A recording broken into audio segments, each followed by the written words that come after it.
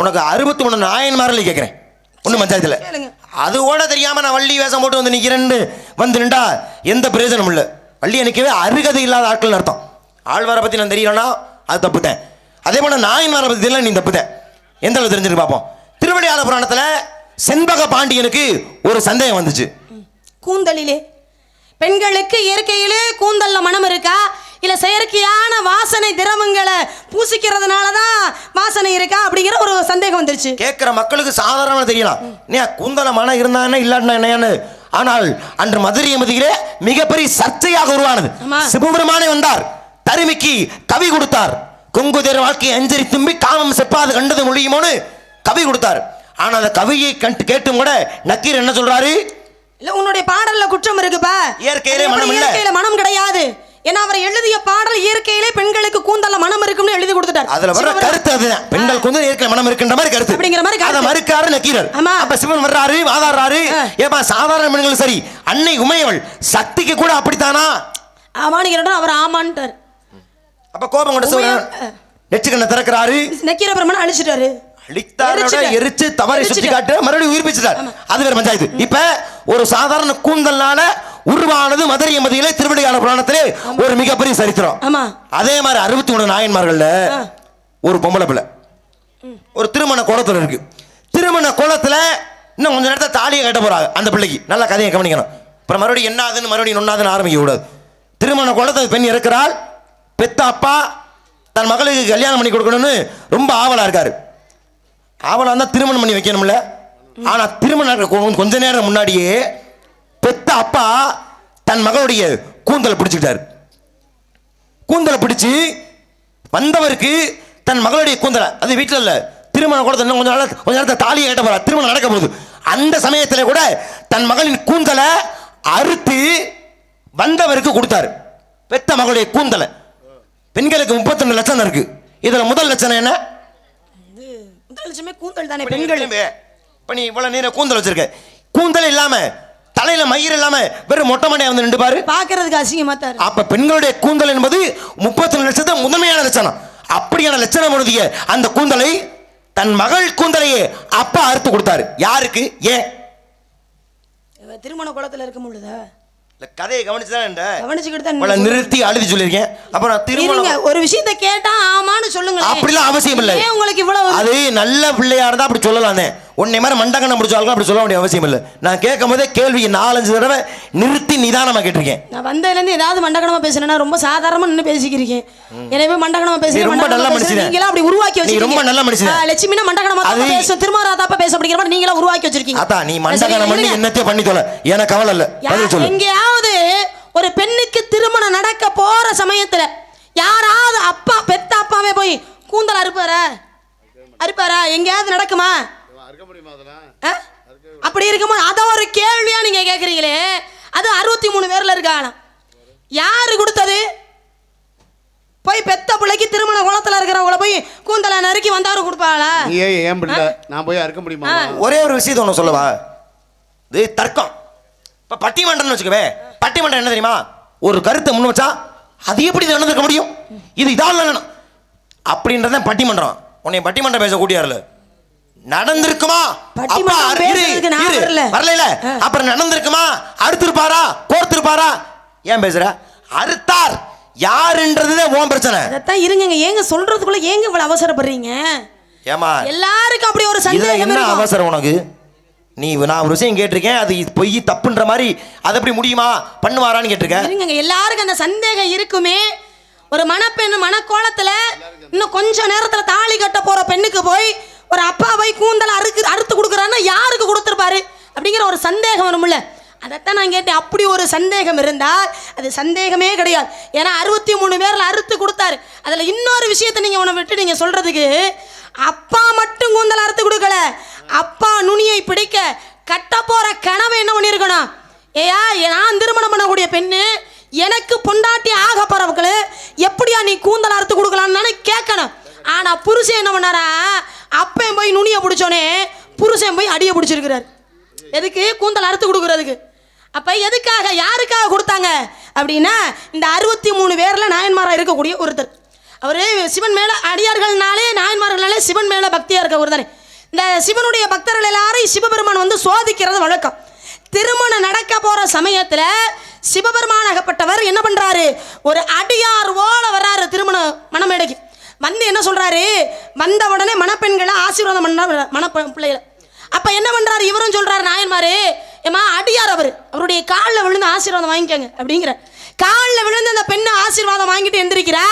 அந்த சிவபெருமான் அடியாரா வந்தார் பத்தியில. அவர் என்ன சொல்றாரு, எப்பா உன் மகளினுடைய கூந்தல் நல்ல நீளமாகவும் அடர்த்தியாகவும் இருக்குது. இந்த கூந்தல் என்னிடம் இருந்தா இந்த கூந்தலை விரிச்சு அது மேல உட்காந்து தவம் இருக்கிறதுக்கோ யாகம் செய்வதற்கோ தியானம் செய்வதற்கோ எனக்கு கொஞ்சம் வசதியா இருக்கும். அதனால உன் பெண்ணினுடைய கூந்தலை எனக்கு அறுத்து குடுறான்னு மணமேடல இருக்கும் போது கேட்கிறார். யாரு, சிவபெருமான் அடியார வந்து. அப்படி கேட்கும் போது என்ன பண்ணாரு, கொஞ்சம் கூட யோசிக்காம பெண்ணினுடைய கூந்தல் முனிய பிடிச்சிட்டார். முனிய பிடிச்சோடனே கணவன் என்ன பண்ணாரு, அவரும் யோசிக்காம என்ன பண்ண அடிய பிடிச்சாங்க. பிடிச்சு திருமண கோலத்தோடு இருந்த பெண்ணுக்கு கூந்தலை அறுத்து சிவனுடைய அடியார வந்து சிவபெருமானுக்கு கொடுக்குறார்.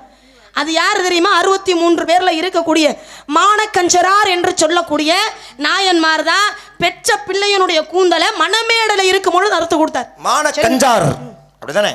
ஆமா, சிறுவாளியர்களே கஞ்சார் என்ற ஊரு அங்கே பிறந்தார். மானன் அவர் பேர். கஞ்சாரி தன்னுடைய ஊரா கொண்டிருந்ததால் மானக்கஞ்சார் அப்படின்னு சொல்லியிருக்கார். பெண்களுடைய கூந்தலுக்கு இயற்கை மனம் இருக்கான பிரச்சனையை தாண்டி அந்த பெண்ணுடைய தன் மகளுடைய கூந்தலை அறுத்து கொடுத்து சிவனுக்காக பெருமை சேர்த்தார் 61 நாயன்கள் விளங்கிய மானக்கஞ்சார் என்ற நாயன். அதே 63 பேர்ல கண்ணையே இறைவனுக்காக கொடுத்தேன். கண்ணப்பன் தின்னப்பன் என்று சொல்லக்கூடிய வேடுவ இனத்துல பிறந்தவன். வேடுவ இனத்துல பிறந்திருந்தாலும் சிவபெருமானை பார்க்கிறார். பார்த்த உடனே என்ன நினைக்கிறாரு, அவரை சாமியா நினைக்கலையா, தன்னுள் ஒருவனாக நினைத்தாராம். தன்னுடைய கூட்டாளி மாதிரி நினைச்சுக்கிட்டாரு. அவருக்கு எல்லா விஷயமும் செய்கிறார். தான் தின்னு ருசி பார்த்து பன்றி அடிச்சுட்டு வருவார். காட்டு பன்றியை அடிச்சு கொண்டு வந்து சுட்டு தான் தின்னு ருசி பார்த்து எது சுவை அதிகமாக இருக்கும் அதைத்தான் அவருக்கு கொண்டே படைச்சார். அப்படியெல்லாம் படைக்கும் போது ஒரு நாள் சோதிக்கிறார். சிவபெருமான் என்ன பண்ணாரு, சிவலிங்கத்திலேருந்து ஒரு கண்கள்லேருந்து நீர் ஒழியுது, ரத்தமாகப்பட்டது வருது. ரத்தம் வந்தோடனே என்ன நினைக்கிறாரு, தின்னப்பன் என்று சொல்லக்கூடிய தன்னோட கண்ணை எடுத்து அதில் வச்சுட்டார். 2வது கண்கள் இருந்து ரத்தம் வருது. பார்த்தார், என்னடா 2வது கண்ணில் இருந்து தண்ணி ரத்தம் வருது, ஒருவேளை நம்ம கண்ணை எடுத்துட்டு அடையாளம் தெரியாது இல்லையா. அப்ப என்ன பண்றாரு, செருப்பு போட்ட காலால கொண்டு சிவலிங்கத்தில் அடையாளத்துக்கு வச்சுக்கிட்டார். இன்னொரு கண்ணை எடுக்கும் போதுதான் சிவபெருமான் காட்சி தந்தார். தின்னப்பா நிறுத்து அப்படின்னு என்ன பண்ணாரு, தின்னப்பனாக இருந்த நீ இறைவனானகி எனக்கே கண்ணை கொடுத்த காரணத்தினால் கண்ணப்பன் என்ற பெயரோடு இருப்ப அப்படின்னு 63 பேர்ல அவர் இடம் பெறலையா. அது மாதிரி 63 பேர்ல நிறைய பேர் இடம் பெற்றிருக்காரு. இப்போ நான் உங்கள்கிட்ட ஒரு விஷயம் கேட்குறேன். இப்போ நண்பனா வந்து 63 பேர்ல சிவபெருமான் யாரை தெரியுமா ஏற்றுக்கிட்டாரு, ஒன்று கண்ணப்பனை ஏற்றுக்கிட்டார் நண்பனா, இன்னொரு யார் அப்படின்னா சுந்தரமூர்த்தி அப்படிங்கிறவரை நண்பனா ஏற்றுக்கிட்டார். ஏன்னா சுந்தரமூர்த்திங்கிறவர் வந்து இப்போ 2 பேருக்கும் வித்தியாசம் இருக்கு. ஆமா, சுந்தரமூர்த்தியை நண்பனாக ஏற்றுக்கொண்டாலும் 63 நாயன்மார்ல கட்டி தழுவி ஆற தழுவியது கண்ணப்பனாயன். சுந்தரருக்கு சிவனுக்கான தொடர்பு இப்ப இல்ல, அது தேவலோகத்தில் ஆரம்பிச்சிருச்சு. ஏன்னா அங்கே ஆளாள சுந்தரராக பிறந்தார். அதுக்கப்புறம் பூலோகத்துக்கு ஒரு சாபத்தின் காரணமா பூலோகத்துல வந்து பிறந்துட்டார். சரி, பூலோகத்துல வந்து பிறந்தார்ல. இப்ப இதே சுந்தரமூர்த்திய இன்னொரு நாயன்மார் பார்க்க மாட்டேன்னு ஒரு சபதம். இவனு இனிமே இவன் முகரையிலே முழிக்கவே கூடாது. யார் முகரையில, வேற முகரையிலையா? இல்லங்க, அவன் வேணா பேத்து விட பேத்து மூஞ்சிய. சரியா, ஒரு கதையை பேசுறது எப்படி பேசுறேன், உங்களை சொல்லவே கிடையாது. உங்களை சொல்லனா, உங்களை சொன்னாதான் பேசு. நான் சொன்னது என்ன, நான் கதையை சொல்லிக்கிட்டு இருக்கேன். சுந்தரமூர்த்திய பார்க்கவே கூடாது நினைச்சாரு. ஏன் நினைச்சாரு அப்படின்னா, ஏயா சிவபெருமானையும் சுந்தரமூர்த்தி என்ன பண்ணாரா, ஒரு சமயத்துல அவருடைய சுயநலத்திற்காக சுய காரியத்துக்காக என்ன பண்ணாரா, தூது அனுப்பியிருக்காரு சிவபெருமான. போடா எனக்காக நீ தூது போயிட்டு வா அப்படின்னாரு. அதை கேள்விப்பட்ட அதே 63 பேர்ல ஒரு நாயன்மார் என்ன பண்றாரு, நான் வணங்கக்கூடிய ஈசனையே இவன் தூத போ சொல்லியிருக்கானே, அப்ப இனிமே இவனை பார்க்கவே கூடாது அப்படின்னு நினைச்சாரு சுந்தரமூர்த்தியை. ஆனால் சுந்தரமூர்த்தி இந்த நாயன்மாரை சந்திக்கணும் அப்படிங்கிற ஒரு எண்ணத்தோட வர்றார். வரும்போது என்ன பண்ணாரா, சுந்தரமூர்த்தி வருவதை தெரிந்து கொண்ட அந்த நாயன்மார் என்ன பண்ணாரா, கழுத்தை அறுத்துக்கிட்டு செத்து போயிட்டார். தற்கொலை பண்ணி அவரே அவர் கழுத்தை அறுத்துக்கிட்டு செத்து போயிட்டார். ஏன் அவர் கழுத்தை அறுத்துக்கிட்டு சாகணும்? அப்படி என்ன சுந்தரமூர்த்தி சிவபெருமான போய் தூது போ சொன்னாரு? கேள்வியா? உங்களை தான் கேட்குறேன். என்ன நீங்க தானே சொன்னீங்க, கேட்டுட்டு திருப்பி 1000 கேள்வி வேணாலும் கேளு. நீங்க அதுல எனக்கு எந்த மாட்டு கிடையாது. 1008 கேள்வியோட கேளு. சாமி நாடகம் பாக்குறீங்களா? சரியில்லை, உங்க நடவடிக்கை சரியில்லை, மரியாதை எந்திரிச்சு போயிருங்க, கட்டுப்பாயிருவேன். 61 நாயன்மார்கள் நான் கேட்டது என்ன, நீ நெத்தியில பட்டை போட்டிருக்காயுமா, உன்னுடைய சமயத்தை பத்தி தெரியுமான்னு நான் நாயன்மார் கேட்டா ஒன்று அதுக்குள்ளே நீங்க அப்ப நாயன்மார் தெரியுமா அப்படின்ற மாதிரி நாயன்மார். ஆனா அதுல ஒரே ஒரே ஒரு விஷயம், அதை தவிர்த்து எத்தனை தாண்டி விஷயம் இருக்கு. பரவாயில்ல, நீ நான் நாயன்மார் கேட்டேன்றக்கா நீ நாயன்மாருக்குள்ளே புகுற. நான் நாயன்மார்ல படிக்காம ஒன்று நாயன்மார் பத்தி நான் பேச ஆரம்பிக்கல. சரி, நீ அதை சோதனை பண்றதா சந்தோஷம் பண்ணிக்க. இப்ப நான் கேட்ட கேள்விக்கு பதில் வந்தது என்ன, நீ பதில் சொன்ன, பெத்தமனுடைய கூந்தலையே அறுத்து கொடுத்தாரு மானக்கஞ்சாரர் நாயன்மார்னு நீ பதில் சொல்லி முடிச்ச. ஆனா நீ கேட்ட கேள்விக்குள்ளேயே, நீ சொன்ன பதிலுக்குள்ளேயே அந்த கேள்விக்கான பதில் இருக்கு. அப்பா கூந்தலுடைய நுனியை பிடிச்சுக்கிறாரு, அடியை பிடிச்சாரு நுனியே ஒரு மாப்பிள்ள. அந்த மாப்பிள்ள வேற யாரும் கிடையாது, நீங்க கேட்டு சொன்ன மதியா சுந்தரர் எம்பெருமான் சிவபெருமான் ஈசனையே தன்னுடைய சுய நலனுக்காக, வேற ஒன்றும் இல்லை, முன்னாடி சொன்ன மாதிரி ஆளாள சுந்தரராக இருக்கும் பொழுது 2 பெண்கள் மீது ஆசைப்படுறாரு. சிவன் சொல்றாரு, எப்பா நீ 2 பேரும் ஆசைப்படுற, நீ பூலோகத்தில் பிறந்து அந்த 2 பெண்களை திருமணம் பண்ணிட்டு நீ மேலோகத்து வாப்பான்னு சாபம் கொடுத்துட்டார். பூலோகத்து வந்தார் 2 பெண்கள், கமலினி அணிந்தையார். இந்த 2 பெண்களுமே பூலோகத்தில் பறவை நாச்சியாராக, சங்கிலி நாச்சியாராக பிறந்து வளர்ந்து வர்றாங்க. இந்த 2 பேருக்குமே திருமணம் செஞ்சு வைக்கிறதுக்கு யாரு தூது போனானா, சிவன் போனார் தூது. இதெல்லாம் கோபம் அவருக்கு. யாருக்கு? அடியை பிடிச்சுக்கிறாரு கூந்தல அவருக்கு. ஆளப்பட்ட சிவபெருமான் உலகத்தை காக்கும் பரம்பொருள், அவரை போய் இவருடைய சுயநலனுக்காக தூது அனுப்பியிருக்காரு அப்படிங்கிறதை தாங்க முடியாத அந்த நாயன்மார் சுந்தரர் மீது அளப்பரிய கோபம். சிவனுக்கு இந்த விஷயம் தெரியுது, ஆகா 2 பேருமே நண்பர்கள் தானே, மிகப்பெரிய பக்தர்கள் தானே, இந்த 2 பேருக்குள்ள இவ்வளவு வன்மம் ஆகாதே, சேர்த்து வைக்கணுமே என்று நினைத்து சிவபெருமான் அந்த நாயன்மாருடைய வயிற்றிலே வெப்பு நோயை கொடுக்கிறார், சூளை நோயை. சூளைனா மிகப்பெரிய வயிற்று வலி. அந்த வயிற்று வலியை போக்கணும்னா யாரால முடியும்னா சுந்தரால மட்டும்தான் முடியும். அப்ப அசரியா சொல்றாரு, எப்பா உன் வயிற்று வலியை போக்குறதுக்கு சுந்தரர் வருகின்றார்னு. நியாயம் என்ன செய்வோம், இந்த வயிற்று வலி தாங்க முடியல, அவர் வந்து நம்ம வயிற்று வலி தீக்கட்டும் அப்படின்னு நினைப்பான். ஆனா அவர் என்ன பண்ணாரு, அப்படி சுந்தரன் வந்துதான் என் வயிற்று வலியை தீக்கணும்னா அப்படியான உயிரே தேவையில்லை நினைச்சு என்ன பண்ணாரு, கத்தி அடிச்சு கழுத்த கரகரன்னு அடுத்து செத்து போயிட்டார். சுந்தரர் வர்றார், அம்மா உன் கணவனுடைய வயிற்று வலியை தீர்ப்பதற்காக நான் வந்திருக்கேன், உன் கணவன் இருக்கும் இடத்தை காட்டுன்னு கேட்க. என் கணவன் சயனத்தில் இருக்கிறார், தூங்கிக்கிட்டு இருக்காருன்னு சொல்ல. பரவாயில்லாம நம்ம பார்க்க உள்ள பார்த்தா கழுத்து அறுபட்டு செத்து கிடக்கிறார். இப்பதான் சுந்தரர் பார்த்தார், நம் மீது கொண்ட கோபத்தின் காரணமாகத்தானே இவர் கழுத்தறுத்து செத்தாரு, நம்மளும் செத்துருவோம் அப்படின்னு நினைச்சு அவர் சாக நினைக்கும் தருவாயில் சிவன் வந்தார், நாயன்மாரை உயிர்ப்பித்தார், இருவரையுமே சுமூகமாக சேர்த்து வைத்தார் சிவபெருமான். அப்ப சுந்தரர் சிவனை தூது அனுப்பினான் ஒரே கோபத்தினால சுந்தரர் தன்னை காப்பாற்ற வர்றான்னு தெரிஞ்சும் கழுத்தறுத்து செத்தது யாருன்னா நீ சொன்ன மானக்கஞ்சாரன்ற நாயன்மாருடைய மகளை திருமணம் செய்த ஏயர்கோன் கலிக்காம நாயனார் என்று சொல்லக்கூடியவர் தான் சுந்தரர் தன்னை காப்பாற்ற வர்றாரு தெரிஞ்சு. ஏன் உனக்கு சப்போர்ட் பண்ணாரு இவ்வளவு நேரம், அப்ப மட்டும் இனிச்சோ உனக்கு, இப்ப மட்டும் கசக்குது உனக்கு. ஏயர்கோன் கலிக்காம நாயனார் என்ன சொல்ற நாயன்மார் தான் சுந்தரர் வர்றாருன்னு கழுத்து அறுத்துக்கிட்டு செத்தார். ஏத்துக்கிறியா? ஏத்துக்கிறியாமா? ஏத்துக்க கூடிய விஷயம் தான். சுந்தரரை பத்தி படிச்சிருக்கியா? படிச்சிருக்கேன், முழுசா முழுசா படிச்சிருக்கேன். சுந்தரர் வந்து சிவனுடைய நண்பர் தானே, ஆனா அவருடைய கண்ணையே குருடாக்கினார் சிவபெருமான். ஏன்? ஒரு நிமிட பொழுது கொஞ்ச நேரம் கண் பார்வை இல்லாமல் செய்தார். ஏன்? தன் மீது தவறான சத்தியம். ஆமா, அந்த அந்த பிரச்சனை வரல. என் கேள்வி அது இல்ல, நீ அது நினைச்சு யோசிக்க வேண்டிய அவசியம் இல்ல. என் கேள்வி அது இல்ல. சுந்தரருடைய சுந்தர மகள் தெரியுது, அப்ப கேட்டேன்னு சொன்னா நம்ம புற சொல்றியா நீ? சிவலிங்கத்தின் மீது இருந்த சிவபெருமான மகிழ மரத்து கீழே அமர சொன்னாரு. அந்த கோபத்தினால சிவபெருமான் கண் பார்வையை பறிச்சிட்டார். கண்ணை பறிச்சார் யாருக்கு? அது சுந்தரமூர்த்திக்கு. சுந்தரமூர்த்தி கண்ணை பறிச்சார், ஆனா கண்ணை கொடுத்தார். ஆமா, கண்ணை கொடுத்தாரா இல்லையா? கண்ணப்பன் என்று சொல்லக்கூடியவனுக்கு தனக்காக கொடுத்த கண்ணை திருப்பி கொடுத்தாரா இல்லையா? இந்த ஓமா போடுவோம். சரி, நேரா பதிலுக்கு வர போறான்னு நினைச்சேன். கண்ணபுரத்தை ஏற்கனவே பேசிட்டீங்க. ஏன் கண்ணபுரனா ஒண்ணு விட்டு பெரிய பாவா அவரு? ஏன் கண்ணை கொடுத்தாருமானா கண்ணப்பனுக்கு கண்ணை கொடுத்தா, அதனால கண்ணப்பன்ற பேரே வந்துச்சு. அந்த கதை நீ படிச்சிருக்கிய மொத்தமா? எனக்கு கொஞ்சம் படிச்சிருக்கேன். ஏதா கண்ணப்பர் கதை நான் படிச்சிருக்கேன். என்ன சொல்லு பாப்போம். வேட்டைக்கு போறாரு, வேட்டைக்கு போனாரு, சிவலிங்கத்தை பார்க்கறாரு, சிவலிங்கத்தை பார்த்தாரு, சிவலிங்கத்துக்கு தனக்கு தெரிந்தார் போல அபிஷேகம் ஆராதனை இதெல்லாம் பண்றாரு. இரு, அதுக்கு அப்புறம் தான் நடந்ததானே இது. பிறவியிலே அவர் குருடனா? இல்ல பிறவிலே குருடு கிடையாதுங்க. அவர் இடையில வந்து சிவலிங்கத்திலிருந்து ரத்தம் ஒழிஞ்சோனே தன்னுடைய கண்ணை நல்லா கேட்டுக்க. அந்த ஒரு சம்பவத்தினால அப்ப மட்டும்தான் கண் பார்வை அது பாருண்ணா இரு. நான் என்ன கேட்டேன் உனைய, கண் பார்வை கொடுத்தாருனே. கண்ணை கொடுத்தாருன்னு சொன்னா இல்ல, கண்ணை கொடுத்தாருன்னா கண்ணை தோண்டி கொடுத்தாரு. கண் பார்வை குருடாக இருந்த ஒருவனுக்கு பிறவி குருடனாக பிறவி குருடா இருந்தவருக்கு கண்ணை கொடுத்தாளா? யாரு? சிவபெருமன் கொடுத்தாரா? புரியல. நீங்க கேக்குற யார பத்தி பேசிட்டு இருக்கோம்? ஐயோ, கேக்குற கேள்வி எனக்கு புரிஞ்சா தான. தயவு செஞ்சு மூஞ்சியை சுரிச்சுக்க, தலையில அடிச்சுக்க, சிரிக்காத. அதை மட்டும் பண்ணாத.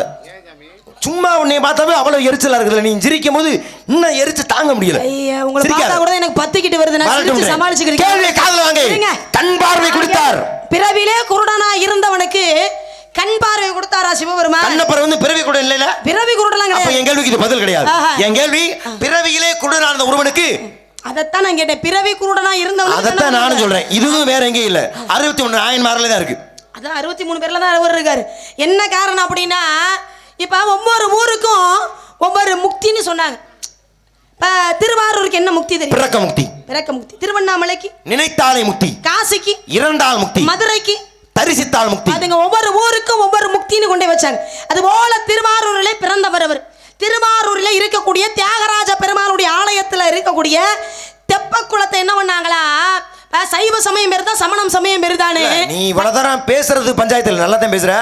ஆனா கதையை சொல்றது பஞ்சாயத்தே இல்ல, பேர் சொல்றது மிகப்பெரிய பஞ்சாயத்து. பேர் தெரியாதா? என்ன பேரு? கதையிலமா சொல்றியம்மா பேரு? தான் சொல்லிட்டேனே, திருவாரூர்ல பிறந்தாரு. தியாகராஜ பெருமாளுடைய ஆலயத்துக்கு பக்கத்துல இருக்கிற தெப்பக்குளம். தெப்பக்குளத்துக்கு பேரை கேக்குறீங்களா? மீனாட்சி அம்மன் கோயில்ல ஒரு குளம் இருக்கு, பொற்றாமரை குளம் இருக்குல்ல. பொற்றாமரை பேர் இருக்குல்ல, அப்ப அதுக்கு பேரு கமலாயம்ங்கிற குளம். ஏன் அந்த கமலாயம்னா வாய் கோணிட்டு போயிருமா உனக்கு?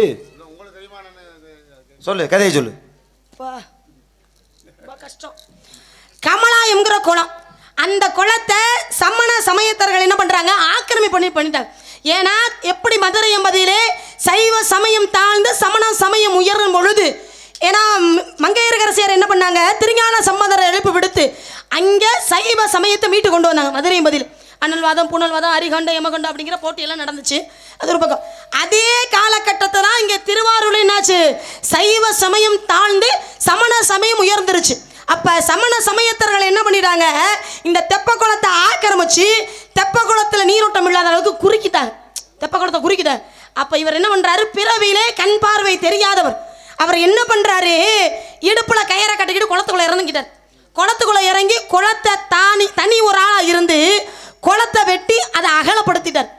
அகலப்படுத்தி இந்த விஷயம் இங்க திருவாரூர்ல நடந்துகிட்டு இருக்கும் போது அப்பத்தான் இறைவனாகப்பட்டவர் என்ன பண்ணாரா, நேரா பாண்டிய நாட்டு மன்னனுக்கு போய் கனவுல போய் பாண்டிய மன்னன்கிட்ட போய் சொல்றார். இந்த லட்சணத்துல தான் இவ்வளவு வாய் பேசுற, தலையில அடிச்சுக்கிற, உள்ள பகுமானமா போற.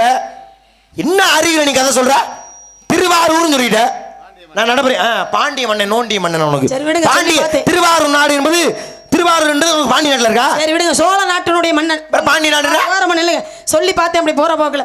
சோழ மன்னனுடைய கனவுல போய் சொல்றாரு, எப்பா இது மாதிரி சைவ சமயம் பெருசா சமணம் சமயம் பெருசா அப்படிங்கிற மிகப்பெரிய போட்டி ஒன்று நடந்துகிட்டு இருக்கு. இதுல என்னுடைய பக்தன் தனி ஒருவனாக இருந்து போராடுறான். நீ போய் அங்க என்ன பண்ற, தீர்ப்பு சொல்ற. யாரு பக்கம் சரியான தீர்ப்பு இருக்கோ அவங்க பக்கம் சொல்லணும் அப்படின்னு போறாரு. போகும்பொழுது தீர்ப்பு எப்படி, அந்த கமலாயம்ங்கிற குளத்துல போய் இறங்கணும். மூழ்கி எந்திரிச்சு வந்தா கண் பார்வை தெரிஞ்சா அந்த சமயம் வந்து பெரிது. கண் பார்வை தெரியாதவங்க சமயம் இந்த நாட்டை விட்டு வெளியில போயிடும் அப்படிங்கிறது பேச்சு. அப்ப கண் பார்வை தெரியாமல் ஒருத்தர் போய் தனி ஒரு ஆளா இருந்து தெப்ப குளத்தை பெருசு பண்ணுறாரு. அவர் போய் கமலாயம்ங்கிற குளத்துல மூழ்கி எழுந்து வந்தாரா இல்லையா, கண் பார்வை தெரிஞ்சிருச்சு. கண் பார்வை தெரிந்த அதே சமயத்துல சமண சமயத்தர்கள் அனைத்து பேருக்குமே கண் பார்வை தெரியாம போச்சா. தனி ஒருவனாக இருந்து திருவாரூரிலே சைவ சமயத்தை மீட்டு கொண்டு வந்த பெருமை அதே 63 பேர்ல இருக்கக்கூடிய தண்டியடிகளார் என்று சொல்லக்கூடிய நாயன்மாருக்கு தான் உண்டு. ஒரு காலகட்டத்திலே தப்புல உன்னை மாதிரிலாம் நீ முறைக்கல மாட்டேன், நியாயமா சொன்னா ஒத்துக்கிட்டு அதை நான் ஏத்துக்கிறேன். அதை ஏன் பக்கம் முறைக்கிற? சங்கம் அறிவியல் காலத்திலே சமணருடைய ஆதிக்கம் அதிகமாக இருந்த பொழுது திருவாரூரிலே மிகச்சர் தியாகராஜ பெருமாள் ஆலயத்துடைய தெப்பக்குளமே சுருக்கப்பட்டதுன்னா எவ்வளவு பெரிய சோதனை. அதை நீக்கி சிறப்பு செய்தது யாருன்னா, என்ன பேர் என்ன சொன்ன, பேர் என்ன சொன்ன, தண்டி அடிகளார். தண்டி அடிகளா தாண்டி அடிகளா? தண்டி அடிகளார். நல்லா யோசிச்சு சொல்லு. தண்டி அடிகளார். அவ்வளவுதானே சொல்லிவிட்டு கடைசியில பேரை நீ தப்பா சொன்னு வச்சுக்கவே அசீதனமா போயிடும். தண்டி அடிகளார். தாண்டி அடிகள் இல்ல இல்ல இல்ல இல்ல இல்ல இல்ல இல்ல அதான் நான் சொன்னேன். தாண்டி அடிகள் இல்ல, அது தண்டி அடிகள் இல்ல. சரி பரவாயில்ல. என்ன குறுக்கு வேலை தங்கள் தானமா உனக்கு ஏத்த கனவமா பொட்டி. இங்க அந்த பொட்டிக்காரரு வாங்க, பாட்டு பாட போறேன். தங்கள் தானமா உனக்கு ஏத்த கனவமா சேர்ந்து வாழ்ந்து பாரமா வள்ளி தங். யார் யாது? சண்டை போடாத, எங்கிட்ட சண்டை போடாத. அவர் பாட்டு பாடுறாரு, நான் வாசிக்கிறேன். இல்ல என்ன உன் பிரச்சனை? குதிக்கிறிய வந்ததுல ஒரே தப்பா தப்பிக்கிட்டு இருக்கீங்க. என்ன என்ன பிரச்சனை? என்ன பிரச்சனை உனக்கு? நாரத மகரிஷி பாடுறேன் வாசிக்கிறப்பல அடுத்த வர போறாங்க. அப்புறம் என்ன சவுடால போய் அங்க அடிக்க பாயிர, இங்க போய் தடுத்துக்க நிக்கிற? என்ன என்ன நான் ஒண்ணுமே சொல்லேங்க. அப்புறம் என்ன? பாட்டு சொன்னேன். பாட்டு நிப்பாட்டிய என்னது? பாட்டு நிப்பாட்டிய இல்ல யாரு இப்ப உங்களை பாட சொன்னது யாரு? பாடும்போது வாசிக்காத, பேசும்போது வந்து வாசிட்டு பாட பாட பாட்ட. இந்த அம்மாட்ட சொல்லுங்க, சங்கத்துல என்ன சொன்னாங்க? இருங்க இருங்க மாமா, சங்கத்துல எழுதி போட்டு அழிக்கிறமே என்னங்க சொன்னாங்க? நாரதோட அவர் வேலையை அவர் பார்க்க விடணும், இடத்துல சொன்னாங்கல்ல, நீங்க தானே இருந்தீங்க. அதை இந்த பிள்ளைக்கு சொல்லுங்க. சும்மா சும்மா குத்திய ஒத்தி வச்சிரு. பாட போறேன் அப்புறம் நிப்பாடிக்கிட்டு இருக்கா? சாட்சி கையெழுத்து போட்டுட்டே இருக்க முடியுமா? கையெல்லாம் வலிக்குது. அதே சங்கம் என்ன சேர்ந்து நடிக்கிறியா திருப்பி? தண்டல் தானமா உனக்கு ஏத்த கனவமா சேர்ந்து வாழ்ந்து பா அடங்கும்.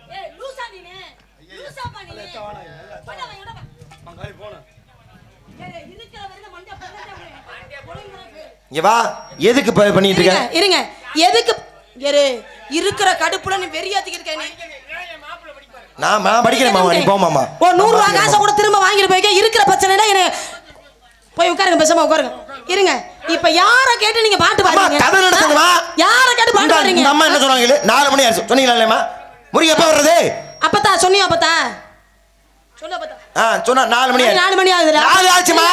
4 மணி தானே ஆகுது. 4 மணி ஆகுது. இருங்க, எவ்வளவு சவுடாலு? 4 மணி ஆகுதான். ஏன் 7 மணினா 7 மணி தான் ஆகுதுன்னு சொல்லுவியா? சந்திச்சதே 3:30 மணிக்கு தானே சந்திச்சோம். சரி, மிஞ்சி போனா 1/2 மணி நேரம் தானே பேசியிருக்கோம். இப்ப என்ன செய்யணும்ங்கற? மாமா கோச்சுக்காதீங்க, ஒரு 10 நிமிஷம் இருங்க. அம்மா என் குச்சியை கொடுமா. லேட்டா தான் சந்திச்சோம். அம்மா என் குச்சியை கொடுமா.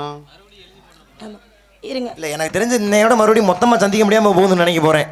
அதான் நடக்க போகுது. தத்திரி முடிச்ச மாதிரி ஏன் பேசுறீங்க? வா, வாயே தத்திரி முடிச்ச வாய் தானே.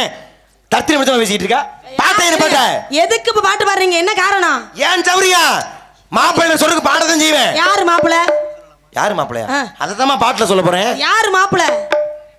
சரி முருகன், இப்ப பாரு இப்ப மாமா கட்டை விட்டு நொறுக்க போற. இப்ப முருகன் தான் மாப்பிள்ளை. என்னப்ப முருகன் மாப்பிள்ளைன்னு சொன்னா முடிஞ்சு போச்சா?